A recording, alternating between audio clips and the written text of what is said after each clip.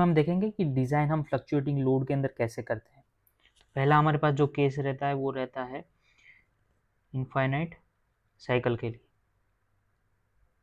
Infinite जो cycle रहता है उसके अंदर डिफाइन हम करते हैं 10⁶ साइकिल्स, और एक साइकिल जो रहता है उसको हम डिफाइन करते हैं एक बार पॉजिटिव लोड दिया और एक बार नेगेटिव लोड दिया।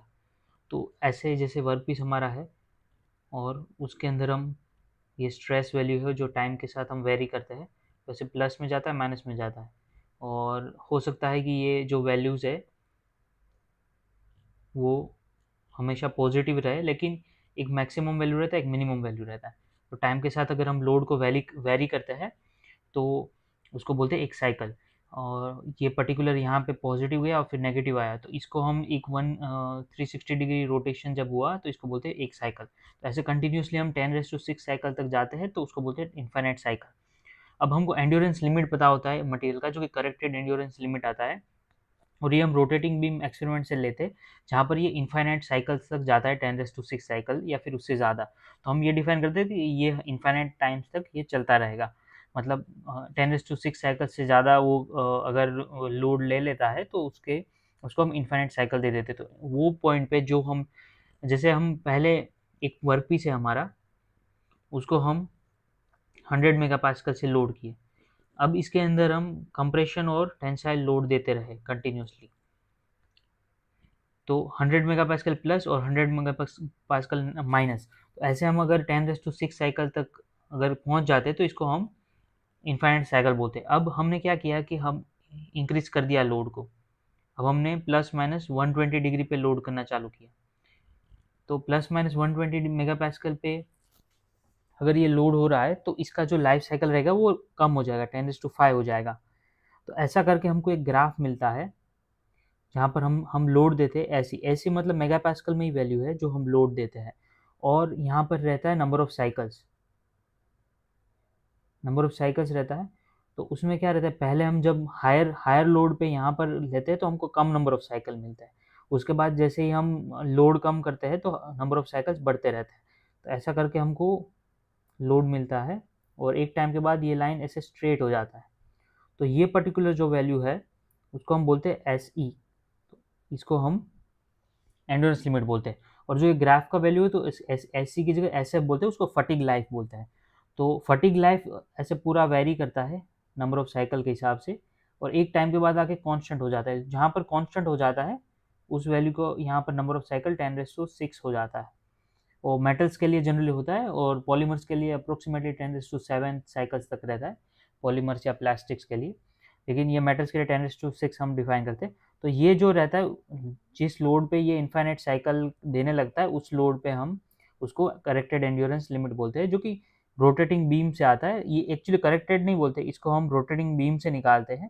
इसके बाद बहुत सारे फैक्टर निकाल के ऐसे ही हम डिफाइन करते हैं जो ही करेक्टेड एंड्योरेंस लिमिट। तो ये हमको रोटेटिंग बीम एक्सपेरिमेंट से मिलता है, और ऐसी जो रहता है वो हम ऐसे KA, KB, KC और KD फैक्टर को ऐसी डैश से मल्टीप्लाई कर देते हैं। यहाँ पर ये ऐसी डैश रहता है, तो जो हमको ऐसी मिला रहता है। तो इनफाइनाइट साइकिल के लिए हम जो फैक्टर ऑफ सेफ्टी कंसिडर करते हैं तो SE divided by factor of safety कर देते हैं। तो ये पर्टिकुलर लोड हम अप्लाई कर सकते हैं अपने मटेरियल में मैक्सिमम। तो फैक्टर ऑफ सेफ्टी जैसे 2 है और हमारा SE वैल्यू है वो 100 मेगापास्कल है, और फैक्टर ऑफ सेफ्टी 2 है, तो हम 50 मेगापास्कल तक हमारे मटेरियल को लोड कर सकते हैं फ्लक्चुएटिंग लोड में। तो ये हो गया इनफाइनाइट लाइफ साइकिल का केस। तो इसमें हमको directly divide by factor of safety करना है। अभी जो दूसरा केस रहता है उसमें क्या रहता है, फाइनाइट साइकिल्स। जैसे हमको कोई पर्टिकुलर वर्क पीस को हमको कुछ फाइनाइट नंबर ऑफ साइकिल्स के लिए यूज़ करना है, जैसे 1000, 2000 ऐसे लाइफ साइकिल के लिए यूज़ करना है। तो उसमें क्या रहता है, उसमें हमारा फटीग लाइफ हमको SF होता है। तो फटीग लाइफ को हम लोड करते हैं नंबर ऑफ साइकिल से। तो यहाँ पर हमको SF लोड करना रहता है और यहाँ पे नंबर ऑफ साइकिल प्लॉट करना रहता है। लेकिन ये प्लॉट जो करते हैं हम वो लोगरिथमिक स्केल के करते हैं, और लोगरिथमिक भी वो भी log 10 वाला स्केल, लोग एक्सपोनेंशियल वाला नहीं। तो log to the base E नहीं है, यहाँ पे log 10 वैसे ही, वो ध्यान में रखना है, वरना आपका अगर आप कंसिडर नहीं करेंगे तो आपका आंसर गलत आएगा। और यहाँ पे भी log 10 वाला स्केल लेना रहता है, और ये नंबर ऑफ साइकिल, तो दोनों को हम लोगरिथमिक स्केल पे प्लॉट करते हैं। अब हमारा जो फटीग लाइफ का जो ग्राफ रहता है वो कुछ ऐसा रहता है, एक पॉइंट के बाद वो एंड्योरेंस लिमिट पे आ जाता है। तो यहाँ पर हमारा एंड्योरेंस लिमिट आ गया SE। अभी हमको पता है कि मोस्टली क्वेश्चंस में ये जो पर्टिकुलर SF की वैल्यू रहती है यहाँ पर, तो ये पॉइंट की जो वैल्यू रहती है उसको हम बोलते हैं log SUT, और उसका जो नंबर ऑफ साइकिल रहता है log स्केल पे वो 3 रहता है, मतलब 10⁻³ साइकिल्स तक ये ले लेता है, मतलब 1000 साइकिल्स तक, क्योंकि हम अगर 1000 का log n करेंगे तो ये 3 आ जाएगा, और यहाँ पर ये 10⁻6 रहता है, तो उसका मतलब यहाँ पर log स्केल में हमको लेना है 6, तो ये 10⁻6 साइकिल तक हो गया। और यहाँ पर ये हो गया log SE जो कि हमारा एंड्योरेंस लिमिट है। अभी इसके बीच में अगर रैंडम पॉइंट लेते हैं कोई भी, तो उसके बीच में रैंडम पॉइंट पे हमारा आता है log SF का वैल्यू कोई भी रैंडम पॉइंट पे, और उस पे हमारा यहाँ पर कोई रैंडम पॉइंट पे वैल्यू आता है log n। तो अगर हम इस प्लॉट को प्लॉट करते हैं, ये पर्टिकुलर जो लाइन है यहाँ से यहाँ तक का, उसको अगर हम प्लॉट करते हैं तो log SF माइनस log, ये जो SUT वाला टर्म है ये अल्टीमेट पॉइंट का टर्म है, लेकिन उसका जो रिलेशन रहता है वो log 0.9 टाइम्स SUT वैल्यू पे रहता है। तो अल्टीमेट स्ट्रेंथ जो है फटीग में उसका 0.9 टाइम्स में ये पॉइंट मिलता है, जहाँ पे हमको 1010⁻³ साइकिल्स मिलता है। तो log 0.9 SUT अल्टीमेट स्ट्रेंथ जो रहेगा टेंसाइल में वो दिया रहेगा क्वेश्चन में, और डिवाइडेड बाय log SE जो कि ये पॉइंट है एंड्योरेंस लिमिट वाला यहाँ पर, और उसके करस्पॉन्डिंग हम 0.9 SUT। अभी यहाँ पर हम क्या होता है कि इक्वल टू जो x एक्सिस पे प्लॉट है log n माइनस, हमने यहाँ पे log 0.9 लिया है, तो ये पर्टिकुलर पॉइंट के करस्पॉन्डिंग ये वैल्यू है 3, तो यहाँ पर 3/6 माइनस 3, क्योंकि log SE पे 6 है माइनस 3, तो ये वही है y minus y1 upon y2 minus y1 equal to x minus x1 upon x2 minus x1। तो ये पर्टिकुलर इक्वेशन करके हमने ये लाइन फाइंड कर दिया। अभी ये जो पर्टिकुलर लाइन है उसी को हमको यूज़ करके सारे वैल्यूज़ निकालना है। तो यहाँ पर जो log SF है वो हमको कोई भी पर्टिकुलर लाइफ साइकिल के लिए डिफाइन करना है, फाइनाइट लाइफ साइकिल के लिए। लेट्स से n हमको बोल दिया कि 2000 लाइफ साइकिल के लिए यूज़ करो, मतलब डिज़ाइन करो, तो हमको log 2000 लिखना है यहाँ पर, और SUT का वैल्यू दिया रहेगा let's say 200 megapascal. So log 0.9 into, यहाँ पर ये नंबर ऑफ साइकिल नहीं है, यहाँ पर हमको ऐसे फाइंड करना है, और यहाँ पर जो log 2000 यहाँ पर आएगा, ठीक है, क्योंकि हमको ये n दिया हुआ है, तो log n की जगह पर हम लिख लेंगे log 2000। तो ये पर्टिकुलर वैल्यू डिफाइन हो गया, 3, 6 और 3 ये डिफाइन है, तो ये साइड वाला टर्म हम कैलकुलेट कर लेंगे।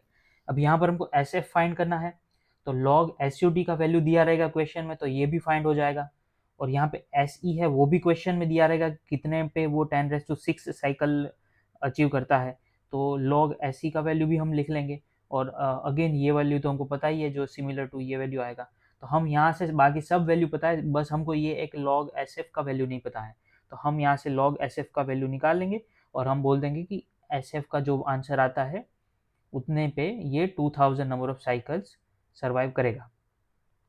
तो ये होता है फाइनाइट लाइफ साइकिल के लिए। तो ये न्यूमेरिकल भी इजी रहेगा। पहले में तो हम directly SC divided by factor of safety ले लेते हैं, यहाँ पर हमको SC दिया हुआ है कि 10⁻6 साइकिल पे कितना हमको लोड देना है, और हम ऐसे फाइंड कर लेंगे कोई भी रैंडम नंबर ऑफ साइकिल दिया रहेगा उस पर। अब जो थर्ड केस हमारा जो आता है उसमें हम फ्लक्चुएटिंग स्ट्रेस विथ इनफाइनाइट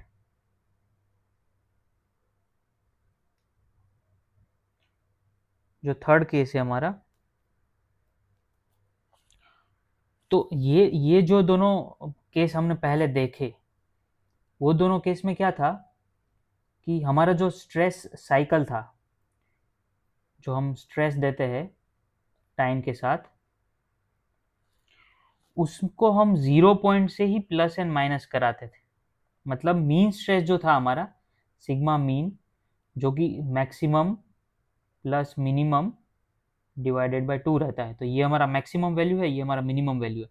तो ये दोनों मिलके 0 आंसर आता था। ये सिग्मा स्ट्रेस है, तो हम पॉजिटिव भी जितना देते थे उतना ही हम नेगेटिव देते थे। तो इसको बोलते हैं कंप्लीटली रिवर्स्ड साइकिल। तो ये कंप्लीटली रिवर्स्ड साइकिल में पहला केस हो जाता है इनफाइनाइट साइकिल के लिए, और दूसरा केस हो जाता है फाइनाइट साइकिल के लिए। तो ये दोनों केस हमने देख लिए। अभी जो अभी जो थर्ड केस हम देखेंगे उसमें है ना मीन वैल्यू कुछ रहेगा स्ट्रेस का।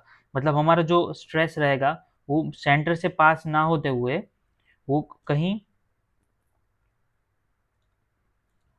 रैंडम लोकेशन पे होगा। मतलब यहाँ पे कोई उसका पर्टिकुलर वैल्यू रहेगा, और उसका पॉजिटिव नेगेटिव भी रह सकता है। ये वाला लोड नहीं रहेगा, या तो ऐसा लोड रहेगा या तो कम्प्लीटली ऐसा ऊपर नीचे होता होगा प्लस माइनस में, लेकिन इसका मीन वैल्यू है वो 0 नहीं रहेगा। तो ये पर्टिकुलर केस में हम है ना fluctuating stress with infinite life बोलते हैं। तो यहाँ पर कंप्लीटली रिवर्स स्ट्रेस नहीं है, यहाँ पे फ्लक्चुएटिंग लोड है। तो पहले जो दोनों लोड थे वो कंप्लीटली रिवर्स थे फ्लक्चुएटिंग केस में। ये जो है वो फ्लक्चुएटिंग है बट उसका मीन 0 नहीं है। तो इसमें हम क्या करते हैं, पहले तो हम एक प्लॉट देख लेते हैं। इस प्लॉट में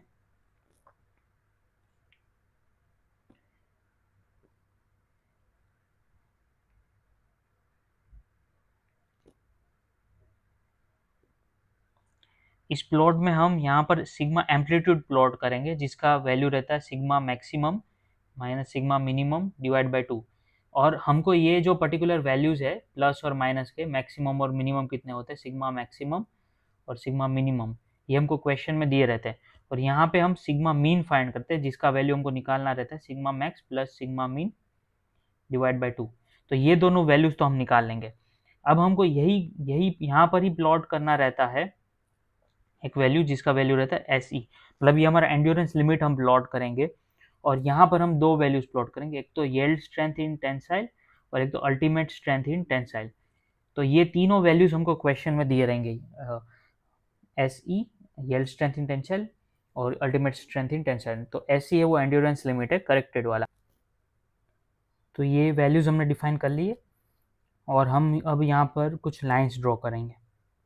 तो पहला जो लाइन हमको कनेक्ट करना है वो हम एस ई से लेके एस वाई टी तक कनेक्ट करेंगे। फिर दूसरा जो लाइन है वो हम कनेक्ट करेंगे एस ई से लेके एस यू टी तक। और तीसरा जो रहेगा वो एक कर्व रहेगा, जो कि हम कनेक्ट करेंगे पैराबोलिकली एस ई से एस यू टी तक। अभी ये जो तीनों कर्व है उसमें जो ये पहला वाला इनर वाला कर्व है उसको हम बोलते हैं सोडरबर्ग लाइन।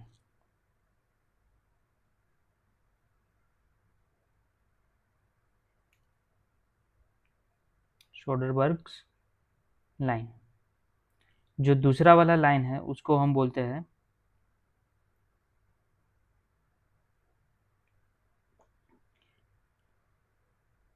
गुडमैन्स लाइन।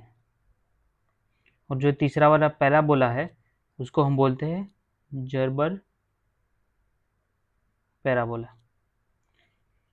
अभी ये हमारे जो मटेरियल को हम लोड करते हैं फ्लक्चुएटिंग लोड में, मतलब ऐसा कोई लोड देते हैं इसमें मीन अगर 0 नहीं है, तो जो फेलियर पॉइंट्स रहते हैं वो डिफरेंट मटेरियल के लिए डिफरेंट रहते हैं। कभी फेलियर पॉइंट्स इधर रहेंगे, कभी इधर रहेंगे। तो जनरली ये सारे फेलियर पॉइंट्स रहते हैं। तो हमारा डिज़ाइन अगर ये पैराबोला जो दिया हुआ है यहाँ पे उसके अंदर में रहेगा, मतलब हम कोई भी वैल्यू सिलेक्ट करते हैं ये रीजन के अंदर, तो वो हमारी सेफ मानी जाएगी। और जितना अंदर हम सिलेक्ट करेंगे उतना ज़्यादा सेफ माना जाएगा। तो सोडरबर्ग लाइन है वो सबसे कंजर्वेटिव है, मतलब हमारा सेफेस्ट डिज़ाइन बनता है उसमें। उसके बाद जो रहता है वो गुडमैन वाला है, गुडमैन में सोडरबर्ग लाइन इंक्लूडेड है, और जर्बर पैराबोला के अंदर दोनों लाइन इंक्लूडेड है, और वो ऑलमोस्ट मैच होता है फेलियर पॉइंट से। तो हम अगर ये लाइंस का इक्वेशन सिंपली ये ग्राफ से ही लिखते हैं, तो लाइंस का इक्वेशन अगर ऐसे वैल्यू दिया है sigma amplitude S C, S U T, S Y T and sigma mean, तो ये वैल्यू से अगर हम लाइन लिखते हैं सभी का, तो sigma mean X axis divided by उसका एस वाई टी, अगर गर्बर पैराबोला का लाइन लिखते हैं ये वाले पर्टिकुलर लाइन का, तो ये एक्स एक्सिस पे सिग्मा मीन है divided by S Y T plus sigma amplitude divided by S E is equal to 1। और अगर हम फैक्टर ऑफ सेफ्टी भी कंसिडर करते हैं यील्ड लिमिट में, तो यहाँ पर हम डिवाइड कर सकते हैं फैक्टर ऑफ सेफ्टी से दोनों में। अगर दोनों में सेम फैक्टर ऑफ सेफ्टी है तो दोनों में सेम रखेंगे, अदरवाइज अलग अलग रखेंगे। लेकिन अगर दोनों में सेम है तो ये फैक्टर ऑफ सेफ्टी को हम यहाँ से हटा के इसको दूसरी तरफ ट्रांसफ़र करके यहाँ पर भी लिख सकते हैं। तो ये हो गया सोडरबर्ग लाइन का इक्वेशन। तो मीन वैल्यू हम फाइंड कर सकते हैं क्योंकि क्वेश्चन में ये सिग्मा मैक्स और सिग्मा मिनिमम दोनों वैल्यू दिया रहेगा। एम्पलीट्यूड भी हम वहीं से फाइंड कर सकते हैं, यील्ड लिमिट दिया रहेगा, एस ई दिया रहेगा, और हम फैक्टर ऑफ सेफ्टी फाइंड कर सकते हैं। और अगर कोई दूसरा वैल्यू भी पूछा है तो भी हम फाइंड कर सकते हैं। सेकंड जो है हमारा गुडमैन लाइन है, तो उसी को हम सेम तरीके से प्लॉट करेंगे, बस एस वाई टी की जगह एस यू टी आ जाएगा। तो वो लाइन को प्लॉट करने के लिए sigma mean upon S U T plus sigma amplitude upon S C is equal to 1 upon factor of safety. हमेशा फैक्टर ऑफ सेफ्टी हमको इनके साथ ही लिखना है। अगर इसमें स्क्वायर दिया है तो हमको फैक्टर ऑफ सेफ्टी का भी स्क्वायर करना है नीचे, तो उसको डायरेक्टली हम डिवाइड करते हैं यील्ड लिमिट और उनसे। लेकिन यहाँ पर अगर मान लो दोनों सेम है तो ऐसे हम लिख सकते हैं इक्वेशन। तो ये हो गया हमारा गुडमैन्स लाइन। और जो जर्बर पैराबोला का लाइन है, तो पैराबोला का लाइन हम कैसे लिखते हैं, sigma mean upon S U T whole square plus sigma amplitude upon S E equals to 1।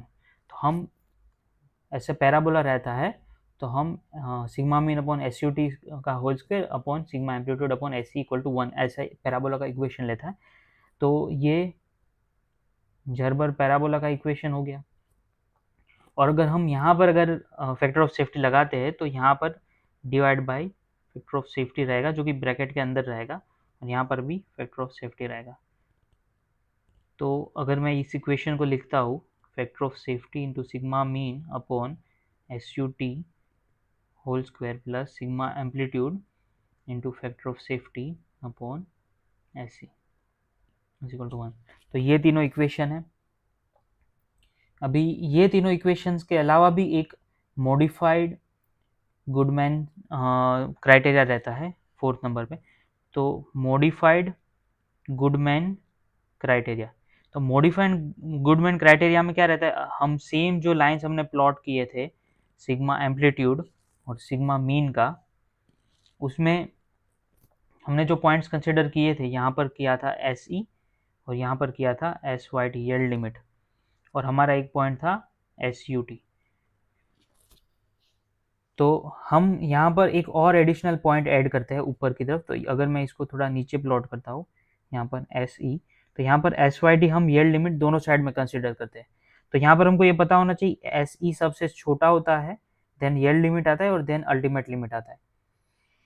तो एस ई इसलिए छोटा होता है क्योंकि ये फ्लक्चुएटिंग लोड हम देते हैं, ये दोनों में हम स्टैटिक टेंसाइल टेस्ट से निकालते हैं।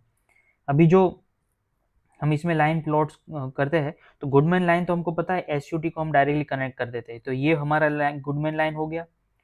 और हम एस वाई टी और एस वाई टी को अगर कनेक्ट कर देते हैं तो इसको हम बोल देते हैं लैंगर लाइन। तो लैंगर लाइन का सेफ रीजन ये हो जाएगा और गुडमैन लाइन का सेफ रीजन ये वाला हो जाएगा। तो अभी दोनों का जो इंटरसेक्टिंग एरिया है, दोनों का जो इंटरसेक्टिंग एरिया है वो ये है।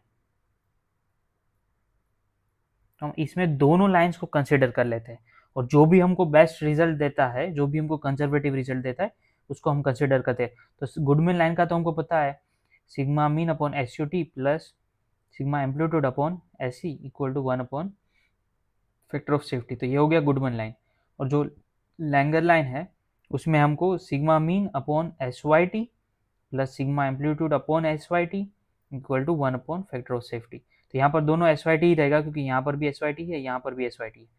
तो ये लाइन दोनों हमारे आ गए। बता दिया यहाँ पर फैक्टर ऑफ सेफ्टी दोनों में जो कम मिलेगा वो वाला हमारा आंसर रहेगा, क्योंकि अगर कोई फैक्टर ऑफ सेफ्टी 3 बता रहा है और दूसरा वाला 2 बता रहा है तो 2 ही फैक्टर ऑफ सेफ्टी हमको कंसिडर करना है। अगर हम 3 ले लिए फैक्टर ऑफ सेफ्टी तो हम ओवर एस्टिमेट कर रहे हैं उसको, क्योंकि एक थियरी से तो हमको कम फैक्टर ऑफ सेफ्टी मिल रहा है ना, तो जो कम वाला फैक्टर ऑफ सेफ्टी रहेगा वो लेना है, और डायमेंशन हमको ज़्यादा वाला लेना है। अगर कोई 10 mm का थिकनेस बता रहा है और दूसरा जो थियरी लैंगर लाइन बोल रहा है कि ये 20 mm थिकनेस होना चाहिए, तो हमको ज़्यादा थिकनेस वाला लेना है, क्योंकि इसमें हमको फैक्टर ऑफ